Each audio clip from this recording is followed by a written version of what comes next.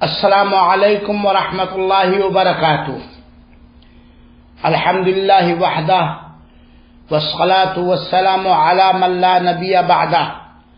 اعوذ باللہ من الشیطان الرجیم. بسم اللہ الرحمن الرحیم. الذین آمنوا ولم یلبسوا ایمانهم بظلم اولئک لهم الامن وهم مہتدون.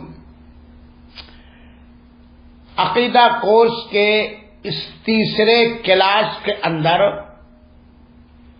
میں آپ لوگوں کو حقیقت توحید کے چند ثمرات پھل بتلانا چاہتا ہوں. توحید کی حقیقت کا رزلٹ، نتیجہ اور پھل کیا ہے، یہ میں سمجھانا چاہتا ہوں بہت ہی مختصر طور پر. اس سے پہلے ہم نے پڑھا ہے، سنا ہے، سمجھا ہے کہ توحید کیا ہے، توحید کی کتنی قسمیں ہیں، ان کا معنی اور مطلب کیا ہے.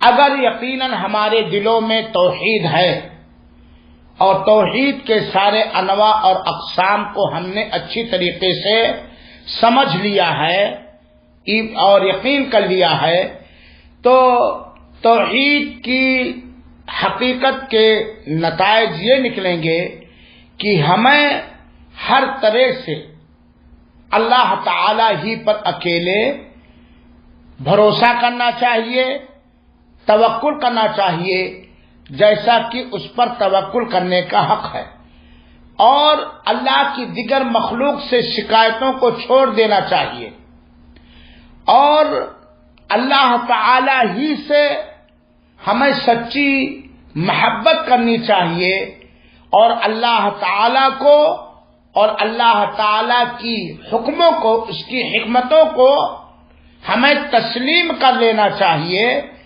اور اللہ تعالی ہی کی ہمیں اچھے سے اچھے انداز میں عبادت کرنی چاہیے، اور اللہ تعالی کی اطاعت، فرما برداری ہمیں لازم پکڑنا چاہیے.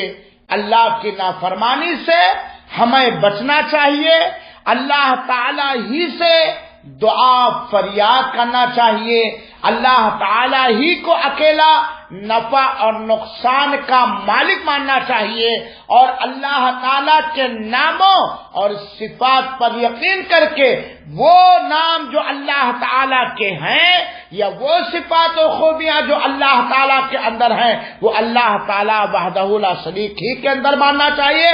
یہ توحید کا تقاضا اور توحید کی حقیقت کا ثمرہ اور رزلٹ ہے.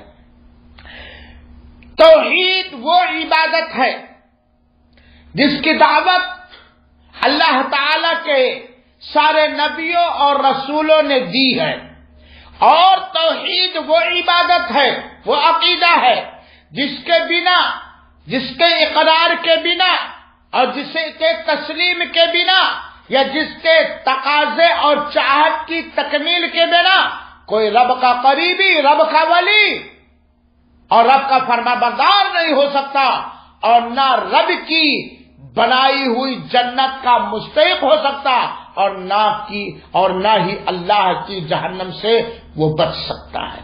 توحید ہی ہماری زندگی کی غرض و غایت ہے، ہمارے پیدا کیے جانے کا مقصد ہی توحید ہے. توحید کے لیے اللہ تعالیٰ نے آسمانوں زمینوں کو پیدا کیا، سمندروں کو پیدا کیا، آسمانی، زمینی اور سمندری ساری مخلوقات کو اللہ تعالیٰ نے توحید کے لیے پیدا کیا ہے. اور اللہ تعالیٰ توحید چاہتا ہے، اللہ تعالیٰ کفر نہیں چاہتا، اللہ تعالیٰ شرک نہیں چاہتا. توحید کیا ہے؟ توحید لوگ حقیقت توحید اور توحید کی حلاوت اور مٹھاس کو اگر جان لیں تو ذرا اور جاننا چاہے تو سوچیں یہ توحید ہی تھی کہ حضرت بلال آگ پر لٹائے گئے اور زمان مبارک سے عہد عہد کا نعرہ لگتا تھا.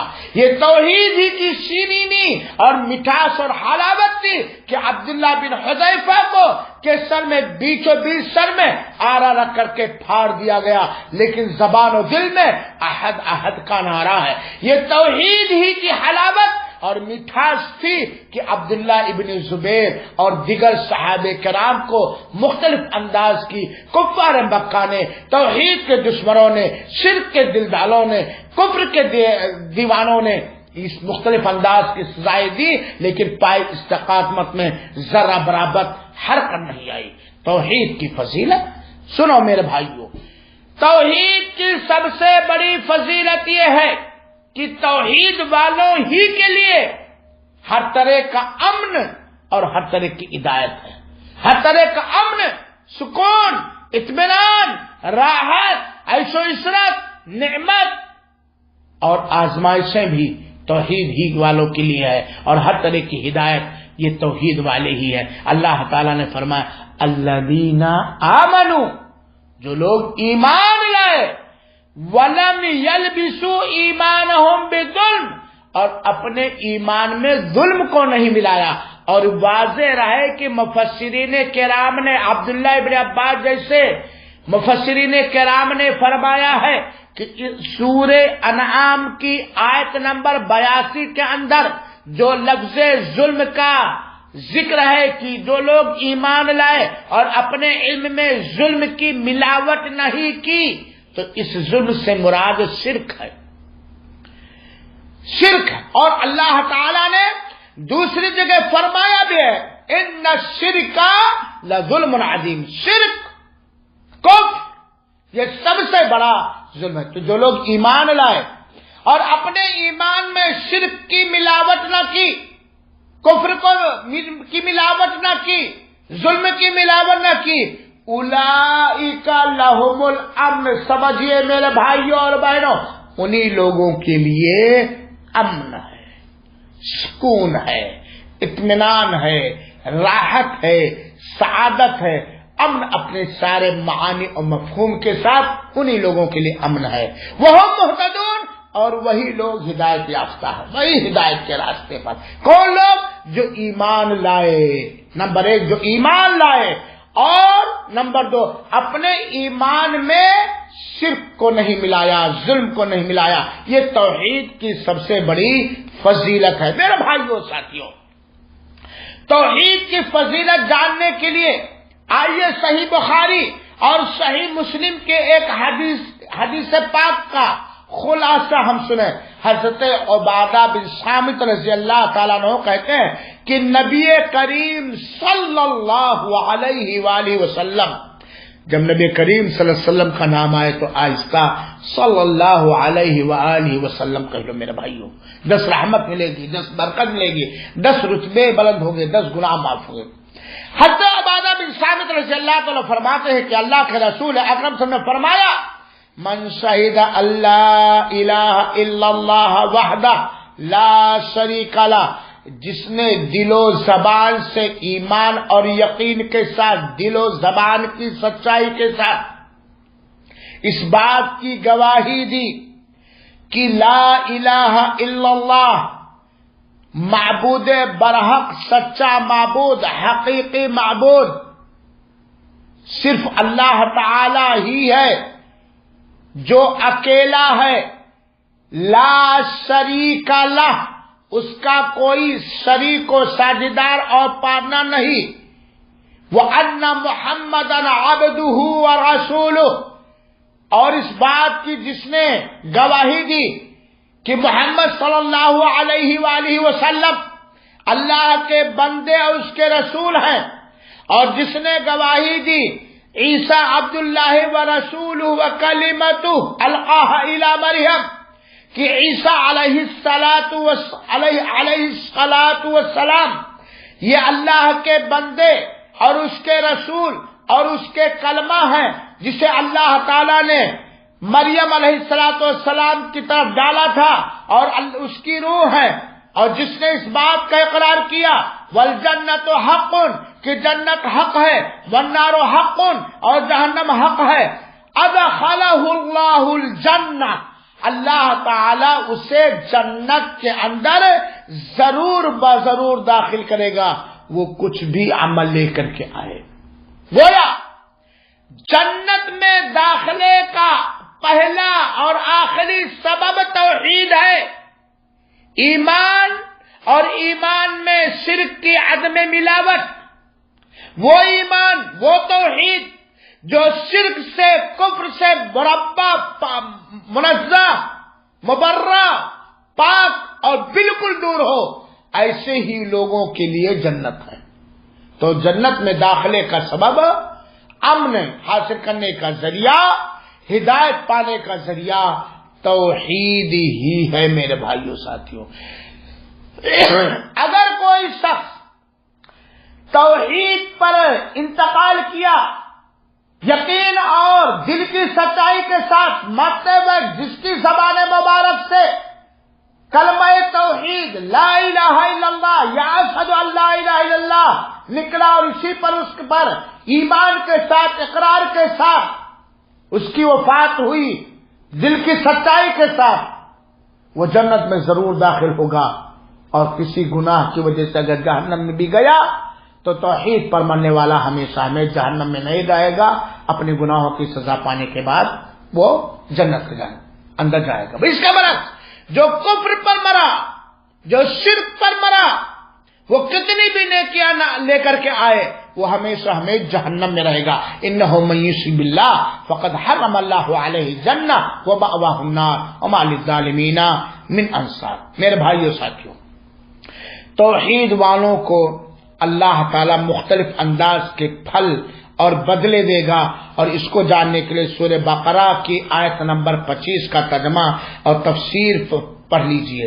اللہ تعالیٰ نے فرمایا وَبَشِّرِ الَّذِينَ آمَنُوا وَعَمِلُوا الصَّالِحَاتِ، آپ خوشخبری دے دیجئے کہ جو لوگ ایمان لائے اور نیک عمل کیا، ان لہم جنات، ان کے لیے باغات ہیں، جنتیں ہیں، تجری من تحتها الانہار، جس کے نیچے نہریں بہ رہی ہیں.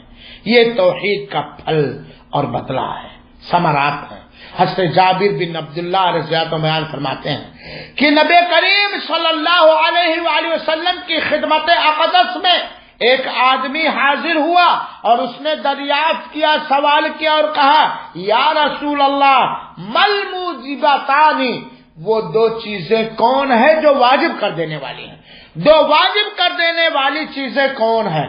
تو اللہ کے رسول اکرم صلی اللہ علیہ وسلم نے فرمایا دو واجب کر دینے والی چیزیں یہ ہیں، من مات لا یشرک باللہ شیئا دخل الجنہ، جو اس حالت میں مرا کہ اس نے اللہ تعالیٰ کے ساتھ کوئی شرک نہیں کیا یا جہالت کی وجہ سے کیا تھا، سچی توبہ کر لیا، جو اس حالت میں مرا کہ اس نے اللہ تعالیٰ کے ساتھ کچھ بھی ذرہ برابر بھی شرک نہیں کیا، وہ جنت کے اندر داخل ہو. گویا توحید جنت میں داخل ہونے کو واجب کر دیتے ہیں. وَمَن مَاتَ، اور جو جس کی وفات یا جو اس حالت میں مرا کہ اس نے اللہ تعالیٰ کے ساتھ ذرہ برابر بھی شرک کیا اور اس سے توبہ نہیں کی ہے، شرک پر برقرار رہا، دخل النار، وہ جہنم کے اندر داخل ہوگا. یہ صحیح مسلم کی روایت. یہ دو واجب کر دینے والی چیز ہے. میرے بھائیوں ساتھیوں، کلمہ توحید اشہد اللہ الہ الا اللہ، یہ بہت عظیم کلمہ ہے. اللہ کے رسول اکرم صلی اللہ علیہ وسلم نے فرمایا، حدیث بیان کرنے والے عبداللہ بن عمر بن عاص رضی اللہ تعالیٰ ہیں کہ اللہ کے رسول اکرم صلی اللہ علیہ وسلم نے ایک حدیث کے اندر بیان فرمایا جو بخاری شریف وغیرہ کی روایت ہے کہ دنیا کی ساری چیزیں ترازو کے ایک پلڑے میں رکھ دی جائیں گے اور لا الہ الا اللہ دوسرے پلڑے میں رکھا جائے گا. لا الہ الا اللہ کا پلڑا بھاری ہوگا میرے بھائیوں. چنانچہ توحید اس وقت تک مکمل نہیں ہوگی جب تک صرف اور صرف خالص اکیلے اللہ کی عبادت نہ کی جائے اور اللہ کے ساتھ کسی کو شریک نہ مانا جائے اور طاغوت سے جب تک احتیاط نہ کیا جائے، طاغوت سے جب تک بچا نہ جائے. اس کے علاوہ توحید کے بہت سارے ثمرات ہیں. توحید والوں کی جان و مال اور گردن یہ محفوظ ہو جاتی ہے، مال بھی ان کا محفوظ ہو جاتا ہے، عزت و آبرو بھی ان کی محفوظ ہو جاتی ہے. سب سے بڑی عظمت و برکت یہ ہے کہ وہی اللہ کا قریبی اور اللہ کا شکر گزار بندہ ہوگا جو توحید پر برقرار رہا، توحید کے ساتھ اللہ تعالیٰ کے ساتھ ملاقات کیا. یقیناً اگر کوئی شخص اللہ تعالیٰ سے ملاقات کرے توحید کے ساتھ اللہ اسے بخش دے گا، اللہ اس کی مغفرت فرما دے گا، اور توحید والا ہی حوض کوثر پر نبی کریم صلی اللہ علیہ وسلم کے دست مبارک سے جام کوثر پائے گا۔ اللہ تعالی ہم تمام مسلمانوں کو توحید اور توحید کے ثمرات اور نتائج سمجھنے کی توفیق عطا فرمائے، اپنانے کی توفیق عطا فرمائے، اور اسی کی دعوت و تبلیغ کرنے کی توفیق عطا فرمائے اور قبول فرمائے، آمین۔ والسلام علیکم ورحمۃ اللہ وبرکاتہ، وجزاکم اللہ احسن۔ باقی آئندہ۔